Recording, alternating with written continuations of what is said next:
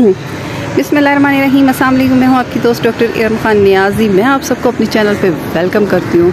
मेरी दुआ है कि अल्लाह पाक आप सबको अपने हिफ्ज़ व अमान में रखे, खुश रहें और लोगों में खुशियाँ बांटें। माय डियर यूट्यूब फैमिली, आज जैसा कि हम जिस टॉपिक पे बात करेंगे वो है हीट स्ट्रोक, यानी कि लू का लगना। लेकिन उससे पहले मैं आपसे एक छोटी सी रिक्वेस्ट करना चाहूँगी। मेरे चैनल को लाइक कीजिएगा, शेयर कीजिएगा, सब्सक्राइब कीजिएगा और बेल आइकॉन को दबाना ना भूलिएगा। मेरा चैनल जो है ये आपको सेहत के हवाले से बहुत ही मुफीद मालूमात फ्राहम करता है। हमारा मकसद सेहत का पैगाम घर घर पहुंचाना। देखिए, शदीद गर्मी है और इसमें जो है ना ज़िंदगी को ख़तरा भी लाक हो सकता है। तो क्यों ना, जब हमारा जिस्म जो है बहुत ज़्यादा दर्जा हरारत कंट्रोल ना कर सके तो फिर ये होता है कि हीट स्ट्रोक जो है ना उसके इम्कानात जो होते हैं वो बढ़ जाते हैं। इससे लोग बहुत ज़्यादा जो मुतासर होते हैं, उनमें बच्चे और जो ओल्ड एज अफराद होते हैं। इसके अलावा जो मेहनत मजदूरी करने वाले लोग होते हैं, मेहनत कश लोग, वो बहुत ज़्यादा मुतासर होती हैं। इसके साथ साथ जैसा कि डायबिटीज़ पेशेंट्स होते हैं, पेशेंट्स अफराद, उनमें उनको जो है ना वो गर्मी कंट्रोल करना बहुत मुश्किल है उनके लिए। गर्मी में उनको बहुत ज़्यादा मुतासिर होते हैं। इसी तरह बीपी का इशू होता है, ऐसे पेशेंट्स होते हैं वो इस गर्मी को बर्दाश्त नहीं कर पाते और वो बहुत ज़्यादा मुतासिर होती हैं। इसमें ये होता है कि अगर हम बात करें कि देखिए, पेशेंट्स होते हैं उनको शदीद जो है ना वो पसीना आता है और इस कंडीशन में प्यास बहुत ज़्यादा लगती है और हमारे चेहरे और बॉडी का जो कलर है वो रेड होना शुरू हो जाता है, गर्मी दाने निकलना शुरू हो जाती हैं। अक्सर पट्ठों में खिंचाव की कैफियत होना शुरू हो जाती है, हेडेक होना शुरू हो जाती है। जो कमज़ोर दिल के अफराद होते हैं उनका दिल घबराना शुरू हो जाता है, वीकनेस फील होना शुरू हो जाती है। ये अगर लू लगने से ये भी होता है कि अक्सर लोग जो ना उनमें देखा जाए तो उनमें पिलाहट, पीलापन और उनकी अगर पल्स को चेक किया जाए वो बहुत ज़्यादा स्लो हो जाती है और बॉडी का जो टेम्परेचर है वो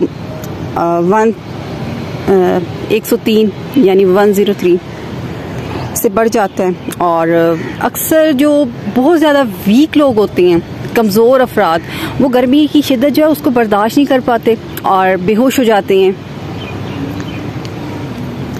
इसके लिए हमें चाहिए कि हम जो अपने आप को बचाएं और अपनी सेहत का ख़ास ख्याल रखें। इसके लिए हमें जो मुख्तलिफ़ किस्म की एहतियाती तदाबीर इख्तियार करनी चाहिए। देखिए, एक तो ये है कि आप ठंडी और सायादार और हवादार जगह जो है उसका इस्तेमाल करें, उस जगह पर रहें, अपने आप को रखें। और जो भी आपके जैसे मेहनत मजदूरी वाले लोग हैं उनको चाहिए कि वो फर्स्ट टाइम पे काम करें और अपने आप को काम वाली जगह पे, अपने आप को सायादार और हवादार जगह पे रखें, इससे वो बच सकते हैं। पानी का इस्तेमाल बहुत ज़्यादा करें। और जैसे स्कूल गोइंग लोग हैं, कॉलेज गोइंग लड़कियां और ऑफिस वर्किंग वाले लोग हैं, उनको चाहिए कि अपने साथ पानी की बोतल लाजमी रखें और ज़्यादा हो सके तो लेमन वाटर का इस्तेमाल करें और उसमें थोड़ा सा मिंट डालें।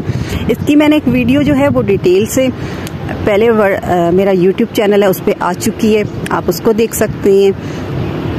तमाम तरीक़ाकार मैंने उसमें अच्छे से दिया है, तो आप उस वीडियो को देखें। आप जब वो पानी इस्तेमाल करते हैं आपको एक फ्रेशमेंट फील होता है, आप फ्रेश फील करते हैं अपने आप को।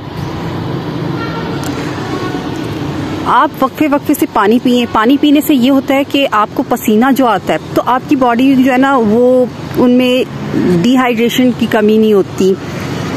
और इसके साथ साथ आप हल्के और खुले से आप ढीले से कपड़े पहने और मुनासिब ठंडे पानी से आप नहाएं, शावर लें। इसके साथ जब आप धूप में जाएं तो आप चश्मे का इस्तेमाल लाजमी करें। अगर आप स्कूल कॉलेज गोइंग हैं, वर्किंग के लिए जा रहे हैं, तो आप टोपी का इस्तेमाल करें या सर पे कोई कपड़ा जो है ना उसको लाजमी रखें। इससे ये होता है कि आप धूप से बच सकती हैं, लू की जो तमाज़त है उससे आप बच सकती हैं। और धूप में जो है ना बिला वजह आप मत जाएं, इसका आप ख़ास ख्याल रखें। अगर आप ये छोटी छोटी चीज़ें जो हैं इनको आप अगर इसी तरह अगर आप अपना लाइफस्टाइल में अपना शामिल करते हैं तो आप लू लगने से बच सकते हैं। मेरी दुआ है कि अल्लाह पाक आप सबको अपने हिफ्ज़ व अमान में रखे। और एक बात और, दूसरी बात यह है कि गुस्सा बहुत कम कीजिएगा। गुस्सा जो है वो अच्छा नहीं होता सेहत के लिए, उससे ही है कि मुख्तलिफ बीमारियां जन्म देती हैं।